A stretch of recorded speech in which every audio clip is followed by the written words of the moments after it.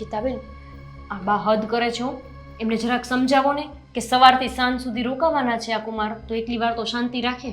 તો હું શું કરું એમાં? કેટલી વાર એને કીધું ને કેટલી વાર ઠોહા મારતી હતી, પણ એનો ઝીબડો અંદર રહેતો જ નથી. તો હવે શું કરવાનું? આ રોનક કુમારને આવી ખબર પડે કે બા આટલા મક્ખી ચૂસ છે તો કેવું ખરાબ લાગે. એ આબરૂ કાઢે છે આપણે, બીજું કંઈ નહીં. એટલે જ મેં રોનકને સમજાવીને કહી દીધું કે આપણે જમવાનું બહાર ગોઠવી દેવું. એટલે એમને ઉપવાસ જેવું કઈ છે નહીં? ના રે, કાંઈ ઉપવાસ જેવું નથી. કેટલી વાર એને તે ઈ બાની જેવા છે. આ બાને કેટલી વાર ઠોહા માર્યા ને તો ઈ નહોતા સમજતા, અને એને રોનકને કેટલી વાર ઈશારા કર્યા કે બહાર ખાઈ લેવું, બહાર ખાઈ લેવું. એ સારું થયું તમે વાત વાળી લીધી, નહીતર મારે રસોઈ કરવાની થાત અને મારે તપેલામાં એક તેલનું ટીપું નાખું ને તો એમ બીવું પડે કે આ તેલનું ટીપું નાખીશ ને બા એન્ટ્રી કરશે તો બા મને પૂછશે આટલું તેલ નાખવાનું હોય, એટલે તેલના ટીપાને મારે પૂછવું પડે હું તને તપેલામાં નાખું ત્યારે મેળ આવે. તેલની વાત ઠીક, આ વઘારેલું દહીં ને ભાખરી ખવડાવવી કેમ? આપણને શરમ ન આવે? આવે જ. મને તો અહીંયા રહેતા જ શરમ આવે છે. મારા ભાઈ માવડિયા ન હોત ને તો એક પલ અહીંયા નો રહેત. હા તો જાઉં ક્યાં? એ છે માવડિયા અને મને કંઈક તો બાની દયા આવે. રહેવું જ પડશે ને અહીંયા. ક્યાં જાઓ? ક્યાંય નહીં જવાય. પણ તમારી પાસે રસ્તો છે, તમે જતા રહ્યો ને વેલાસર. ક્યાં? આ સાસરે. આ સાસરે લગ્નની તારીખ બા આપે તો ઈ જાય ને એમાંય કંજુસાઈ કરે છે. મોડી મોડી મોડી મોડી એમ. એમ નહીં, આ બધું સાંભળી જાય રોનક કુમાર તો આપણા ઘરની શું આબરૂ રહે? એમને શું લાગે કેવા ઘરમાં લગ્ન થવાના છે એમના?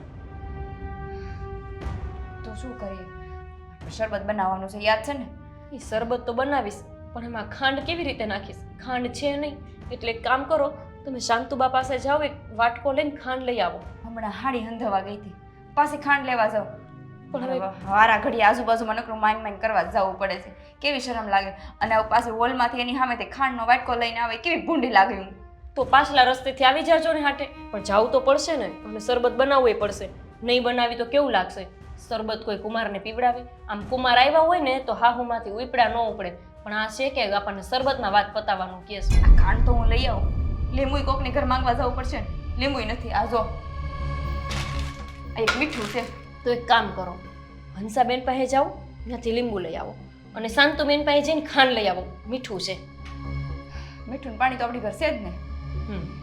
અને બીજી વાત ઈ કે એક જ ગ્લાસ બનાવવાનું કીધું. તમારા ભાઈને લીંબુ શરબત એટલું ભાવે ને, પણ આ ડોસી નહીં પીવા દે. લીંબુ શરબત તો મને એટલું ભાવે, પણ આ પીવા દે તો મેળ આવે ને. અને જો હું પીવું ને તો સીધા રસોડામાં આવશે. નાક છે ને સૂરપંખા જેવું છે. હું લીંબુ શરબત પીશ ને એટલે સીધા હોલમાંથી દોડીને કિચનમાં આવશે. પણ એક કામ કરશું, હું અહીં ઊભી રહેશે એનું ધ્યાન રાખે ત્યાં તમે એક ગ્લાસ ઘટઘટાવી દેજો. તમને લાગે છે કે આ તમારું મારું કાંઈ મેળ આવવા દે? અરે તમે આને ઓળખતા નથી હજી. તમે ભલે ઘરની દીકરી રહ્યા, પણ તમારાથી 10 ગણા હું અમને વધારે પારખી ગઈ છું. પણ એક કામ કરજો ને, આમ ચાખવાના બાને ચાખી ચાખી પી લેજો એક ગ્લાસ, એને હું ખબર પડવાનું. કેવડો ત્રાસ નહીં આનો? આ થોડાક સુધરી જાય શું વાંધો એમને? સુધરે તો ને. કાંઈ નહીં મૂકો, હમણાં શરબત હાટું હાથ કરશે. પછી કેમ બન્યું નહીં? નકર અહીંયા ધોડીને આવશે. હું કરે સાબે? લાવો હું ખાંડ ને એવું લઈ આવું. જાઓ ને, ઈ આપશે કંઈક. જાઓ હટ. કેટલી વાર હતી આ સમયને જવાનું મોડું થાય? સાંભળો, હંસાબેનને કે શાંતુબેનને એ કોઈને કહેતા નહીં જમાઈ આવી. બસ વળી ઈ મળવા આવશે, વળી મારે એનું લીંબુ શરબત બનાવવાનું, અને એના હાટું ઘરમાં કજિયો ઊભો થશે. કાંઈ દોડપણ કરતા નહીં, પણ સાના મુના જઈને ફટાફટ લઈને પાછા આવો. હા, જલ્દી જાઉં છું. અને જલ્દી આવજો કહું છું. હા હાય બાપ, આવી હાહુ મળે ને તો 5 વર્ષનું આયુષ્ય ઘટી જાય. રોજ કચકચ, રોજ કચકચ. નો હાડી હંધાવા દે, નો હાડીયું લેવા દે. એ હા બા લાવી, જે બનવાના ઠેકાણા નથી, લઈ કેવી રીતે જઈશ?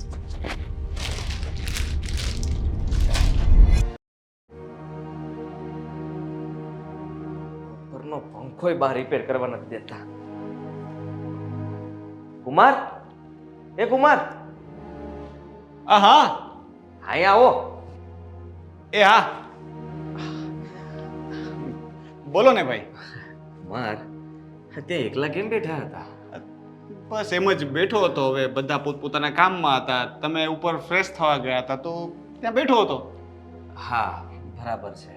પણ હું શું પૂછતો હતો કે તમારે સાચે શનિવાર છે આજે? કેમ આવું પૂછો છો ભાઈ? ના ના, તમે હજી વિચારતા હતા કે રહેવું ન રહેવું, રહેવું ન રહેવું, પછી પાછું નક્કી કરી નાખ્યું કે આજે રહી જ લઉં. ના હવે જો તમે પૂછ્યું છે તો સાચું કહી દઉં છું. હા. એમાં એવું છે કે તમે લોકો જમવાનો આગ્રહ કરતા હતા અને ત્યાંથી અંકિતા મને ઈશારો કરતી હતી કે આપણે બહાર જમવા જશું. એટલે મેં જોયું અને મને એવું લાગ્યું કે એની ઈચ્છા એવી છે કે અમે બંને બહાર જમવા જઈએ. હા, બહુ તમને કઈ વાંધો તો નથી ને? મને શું વાંધો હોય, મને તો ગમ્યું જ ઉલટાનું. સારું કહેવાય ને, તમે મારી બહેનને બહાર લઈને જાઓ, જમાડો, તમે સાથે જમો. હા, એ બાને તમે બંને એકલા વાતો કરી શકો. ના ના એકલા વાતો તો ઠીક, હું એમ કહું છું કે તમે પણ સાથે ચાલો ને, મજા આવશે. હા, તો ગોપીને પણ કહી દઉં ને. હા વાંધો નહીં. હા, બાને નહીં. હા, બાને શું બહારનું ફાવે નહીં, સમજ્યા તમે? હા, પણ હું શું કહેતો હતો, હા મારી બેન તમારી સાથે આવત તો બિલ કોણ આપત? બિલ તો કેવી વાત કરો છો તમે? બિલ તો તમે ન જ આપો ને, હું જ આપીશ ને, બીજું કોણ આપે? એ જ પૂછવાનું હતું. એમાં શું કે હું ને ગોપી આવીએ તો પાછું બિલ કોણ આપશે? બિલ તો તમે જ ન જ આપો ને, હું જ આપું ને.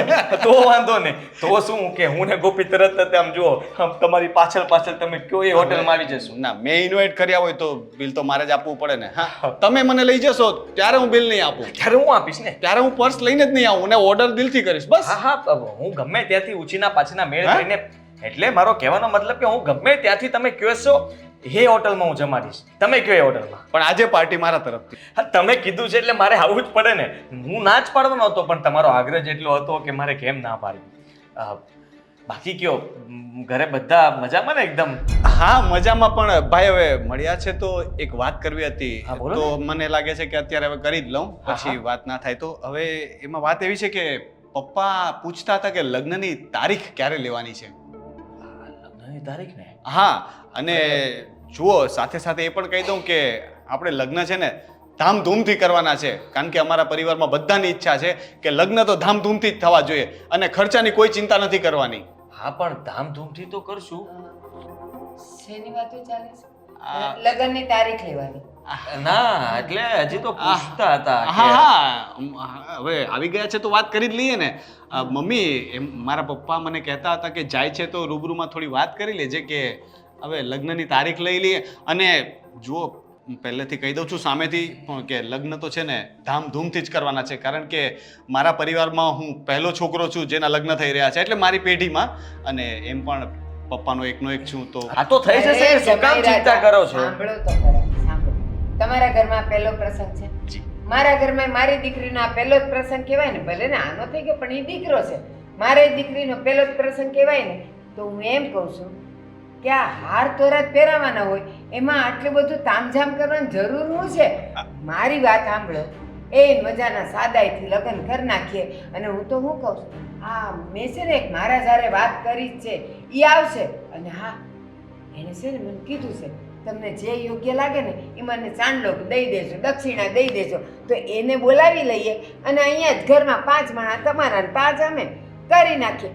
હાજો મારા આ આદિના લગ્ન છે ને અમે મંદિરમાં જ કર્યા હતા. હા કર્યા હશે, તમને ઠીક લાગ્યું એમ કર્યા હશે, પણ હવે કેવું છે કે તમારી ઈચ્છા હતી, કારણ કે તમે છોકરાવાળા છો અને તમારી ઈચ્છા હતી કે મંદિરમાં કરીએ તો ગોપી ભાભીના પરિવારે હા પાડી હશે. પણ હવે આમાં કેવું છે કે છોકરાવાળાની થોડી ઈચ્છા તો માનવી પડશે ને. મારા પપ્પાની ઈચ્છા છે કે લગ્ન તો ધામધૂમથી જ થશે, અને ધામધૂમથી એટલે દુનિયા જોવે ને એવી રીતે ધામધૂમ કરવાની છે. આટલા પૈસા છે તો એનો ઉપયોગ તો કરવાનો કે નહીં? એમ પૈસા બાબતે મૂંઝાવન થતું જ નથી. બાએ છે ને બેંક ભરેલી જ છે તમ તારે. આદિ હું કહું છું તમારા પપ્પાની બહુ ઈચ્છા છે ને કે ધામધૂમથી ને કામઝામથી કરવા છે, કરજો ને. પણ આપણે છે ને લગ્નની વિધિ અહીંયા મારા ઘરે કરી નાખીએ, મારે જ બોલાવીને. અને પછી તમે મારી અંકિતાને લઈને લઈ જાઓ ને, પણ ત્યાં એ મોટું ધમાકેદાર રિસેપ્શન ગોઠવજો, લોકોને બોલાવજો અને અમે આવશું ને, એવું કરીએ. જમવા? હા, જમવા. આદિભાઈ આ મમ્મી આવી રીતે કેમ વાત કરે છે? હા, અને જુઓ. આ કઈ રીત છે? લગ્ન પેલા અહીંયા કરીએ પછી ત્યાં કરીએ, મારે 2 વાર લગ્ન નથી કરવાના. માય રાજા, મારી વાત સમજવાની કોશિશ કરો. લગ્ન અહીંયા જ થાય અને એ એક જ વાર થાય. અને ત્યાં તો છે ને નહીં ઓલા બધા માંડવો બાંધે ને ફૂલ હારથી બધું ગોઠવે, પછી 2 માણા બેહે, લોકો આવે, કંઈક ભેટ દઈ જાય, કવર દઈ જાય, અને એક બાજુ જમણવાર થતો. ઈ તમારા ઘરે હા, કરજો. બસ બસ બા, જુઓ જવા દો ને હવે. હા, જુઓ કુમાર, હું શું કહું છું કે એ બધી તૈયારી આપણે પછી વિચારીએ ને. ના ના પછી નહીં. જુઓ જે રીતે તમારા મમ્મી વાત કરે છે ને મને ખ્યાલ આવી ગયો. અંદાજ તો પહેલા જ હતો કે તમે લોકો પૈસાના લોભિયા છો, પણ આજે મને ખબર પડી ગઈ કે તમારે તો દીકરી પાછળ પણ નથી વાપરવા. પણ મારી વાત સાંભળો, લગ્ન તો ધામધૂમથી જ થશે. જો તમારી ઈચ્છા હોય ને તો ઠીક છે, નહીંતર મારા પપ્પા સાથે વાત કરી લેજો. થશે. શું કામ ચિંતા કરો છો? હા જુઓ તમે નહીં પણ વાત કેવી રીતે કરે છે મમ્મી, તમે સમજાવો એમને. તમે લોકો બધાય નાના કેવા, તમારા પપ્પા હારે હું વાત કરે જોજો, એ માની જ જાય. હા તો ઠીક છે, હવે છે ને તમે પપ્પા સાથે જ વાત કરજો, કારણ કે હું કંઈ બોલીશ તો નાના મોઢે મોટી વાત થઈ જશે અને મમ્મીને કોઈ વાતનું ખોટું લાગે એના કરતાં આ વાતને છે ને અહીંયા વિરામ આપીએ છીએ. અને આદિભાઈ, મને ખબર પડી ગઈ કે મને અંકિતાએ જમવાનું બહાર શું કામ કહ્યું હતું, અંદાજ આવી ગયો મને. અને તમે પણ બિલનું પૂછતા હતા કોણ આપશે, એ બધી સમજ પડી ગઈ. હવે એક કામ કરો, તમે લોકો છે ને લગ્ન વિશે ચર્ચા કરો, હું અને અંકિતા બહાર જમી આવીએ. હા કુમાર પછી ક્યારેક આપણે પછી ક્યારેક છે. હા કુમાર જુઓ, તમે ગુસ્સો નહીં કરો. ના ના, હું ગુસ્સો નથી કરતો. જુઓ ને મારા ફેસ પરથી લાગે છે કે હું ગુસ્સામાં છું. હું પ્રેમથી જ વાત કરું છું. ઠીક છે? ચલો આવજો. જય શ્રી કૃષ્ણ. જય શ્રી કૃષ્ણ. હું તમારા પપ્પા હારે વાત કરી લઈશ. કોઈ યારે વાત નથી કરવી. કા? લગ્નની વાત તો કરવી જ પડે ને. ખબર નહીં હવે શું થાય. કા? તમે તો મારું જમવાનું ટાળ્યું અને બાકી છે તો અંકિતાના લગ્ન વિશે આટલું બધું કોણ કે હા સાદાઈથી કરશું કહું છું ચૂપ થાવ પણ બંધ થવામાં સમજે જ ને એકવાર શરૂ કરે પછી. જમવાનું ટાળ્યું એ બહારનું ખાય તો તબિયત બગડે ને. આમે તું છે ને ચીકુ ખાય છે, તારી તબિયત ક્યાં રહીશ? આ રહ્યું જો ભાખરી શાક બની જ ગયું છે, હમણાં આપણે જમવા દઈએ.